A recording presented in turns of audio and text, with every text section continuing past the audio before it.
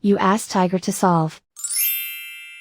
This deals with linear equations with one unknown. The final result is m equals 73/14. Let's solve it step by step. Simplify the expression. Expand the parentheses. Multiply the coefficients. Simplify the arithmetic. Expand the parentheses. Multiply the coefficients. Simplify the arithmetic. Group like terms.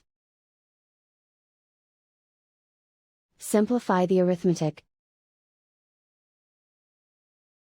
Group all constants on the right side of the equation. Add 146 to both sides. Simplify the arithmetic.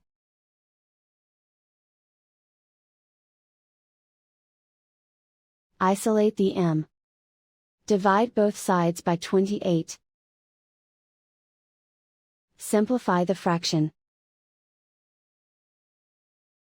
Find the greatest common factor of the numerator and denominator. Factor out and cancel the greatest common factor. And so the final result is m equals 73/14.